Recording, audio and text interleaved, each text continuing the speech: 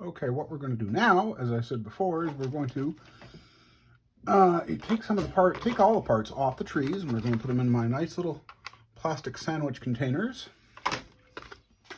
And then we can begin to work with them. In order to do this, though, to start, we're going to get a set of sprue nippers. These are some made by Tamiya that I won in an online contest, 25 years ago. But yeah, I was very fortunate. So in order to do it, I'm going to show you just how I do it. You slide it up, you find where it attaches to the tree, slide it down so that the nipper is right against the part, and snip. Worry about anything we leave on the part. We'll fix that up later because there's going to be a lot of cleanup. Not that the kit is bad, but this little guy here is completely extra, so we're doing what we've learned. We just take it off and then off to the garbage.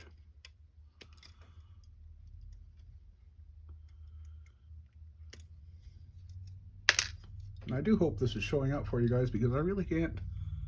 I can see roughly what I'm doing in the screen, but I guess I should be working higher up, or at least I'll try to. And just like that. We never, ever tear the parts off the sprues, even when they want to come off like that. What I will do at this point to make my life easier is I always go to a point where there's no parts left up here, so I'm going to cut off the excess sprue just to make it easier for me. I don't have huge hands, so that's how I work.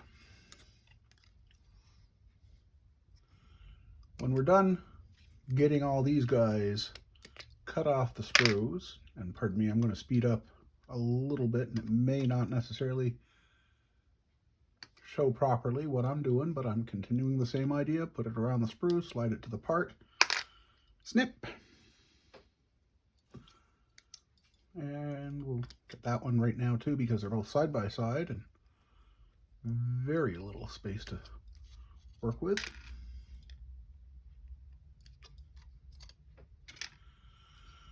Okay, turn it back around and the next job that we're going to do is we will, that's a challenging one, okay, without wrecking anything, is we're going to assemble any pieces that need to be assembled beforehand. Now that, in this case, it means that we're going to tackle the seats, the engine block, things like that, and work our way from building parts into sub-assemblies and then sub-assemblies into what the finished components. Now you'll see that I'm almost tearing it off, but I did snip it, and I'm going to make sure I get it all the way off with the snippers. Oh yes, the kit distributor. Yeah, we're not going to be using that one. Not when we have this so much nicer part by Oregon Automotive Detailing. That's okay. Good. Oh, the two shocks. I know some people are going to be, some people are going to be saying, what are you doing? You can't do it like this. I'm not going to tell you what to do. And if you're relatively inexperienced, you shouldn't do it like this. I've been building models, well, as we've discussed previously on the Model Car podcast, I've been building models since I was a kid. And, well, like most of us, I've developed my own slightly different ways of doing it. What we're going to do here to take off the rear valance is we're going to clip it right by the part number, because there's no way I was going to get my sprue nippers in there.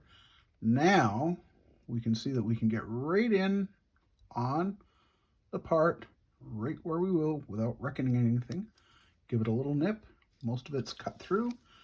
Turn it around, locating the same way as we did on the opposite side. Give it another snip. Yeah. Not bad.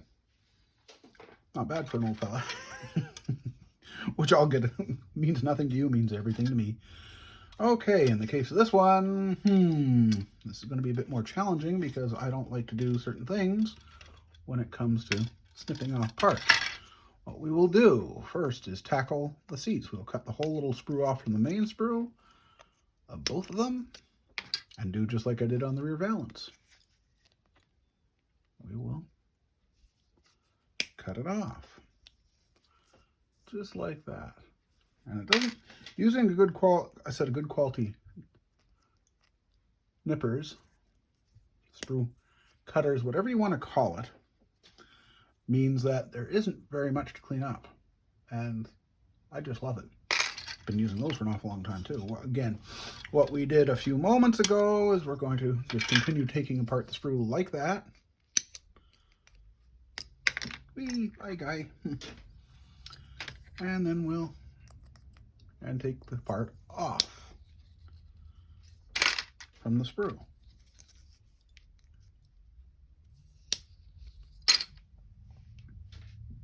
I know this is probably about as exciting as watching paint dry, but there's method to my madness. Something else I was going to discuss in a separate video, but we can discuss it now, is a question of safety. It's one thing, you know, if you're like me, you know, that's just myself and the cat. But I'll tell you this much, the cat is definitely not allowed in my workshop. When paint is open, when my acrylic paints are open, I'm not too worried about that, although I will admit it does say on the bottles that, you know, assure adequate ventilation, because you don't want to get yourself, you know, intoxicated on the fumes. There's really no fumes from the acrylics, although Tamiya acrylics do have a slight odor. Everybody will tell you, if you've used it, you'll say, oh yeah, there's an odor to that, and there's an odor to the Revell acrylics too. Different, not necessarily bad, but different. Now this one's a little bit more challenging, and we'll continue talking about once I get that off, because that is one big sprue tab. Oh boy, here we go. And bing, bang, bang, boom. Right off. Beautiful.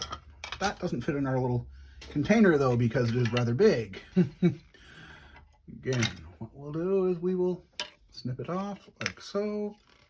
Snip it off like so. I'm gonna have to reposition this camera for the next video. And continue just to get all the little sprues, the little excesses off. Now, this is perhaps the most challenging one in the kit. In fact, I don't think I can use my sprue nipper here. So, what we will do, move things out of the way a little bit, and we will dig out a hobby knife. For general hobby work, I prefer, doesn't have to be an Arwin, the brand name doesn't matter. I like the ones where you can snap off the blade and replace it, because you will be using blades. Plastic dulls knives very quickly. What we're going to do is we're going to look to see exactly where, and I'm seeing if I can highlight it with something. I guess I could use my Maltol liquid chrome pen with the 1mm tip, and we're going to show it right along the, oh sure, and it doesn't want to, because of course it won't fit, and it goes right along the joint between where the sprue tab is and the part is. Just to highlight the difference, what we're going to do is we're going to cut on the sprue tab part of that, and we're going to use the blade, and we're just going to drag it along the edge a few times using light to moderate pressure, because and look at that, right off. Ta-da! And we'll go back to, we'll put the knife away, because otherwise I get bad habits going, and I don't like my bad habits. I used to never put tools away. They just end up laying out on my workbench. Now this one's a bit of a challenge too, because if we go straight on it, try to take it all in one, we will cut into the hood. So we will do it from one side and then the other side, being gentle this time. Yay, that was easy enough. And now the last of the pieces for what we're doing in this installment of the garage. Again, continue with what you've learned so far. What I've shown you this far. Snapping off the parts. And yeah, okay, I'll be more conventional. We will take the parts off.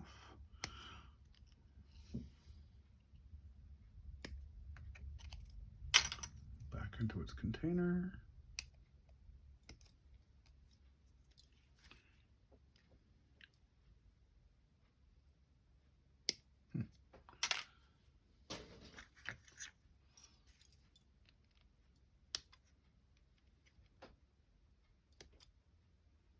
What I like to do sometimes is I will go keep the sprue in the same part and do all the pieces on one side so that I'm not constantly twisting and turning and turning and twisting.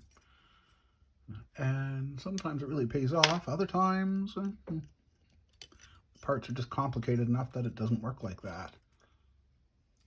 And I'll quickly change my grip to hold the part and the sprue. Twist it around, and oh boy, this is the end of cutting off the parts.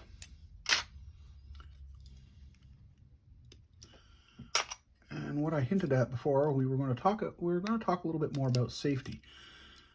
I have been using for brush painting ever since I started building models as an adult. I decided I was going with acrylics, and I've maybe used 5 or 6 enamels over the past 25 years. For me, I like it. As such, I have bad habits. I admit it.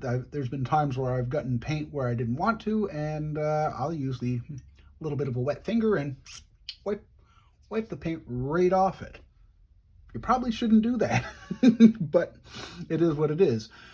When we're airbrushing, and we'll cover that in another time, that's a little bit more serious. Anyway, thanks for watching, guys. In our next installment, we're going to clean up the parts, and we will actually get to assembling them after that. Thanks for watching.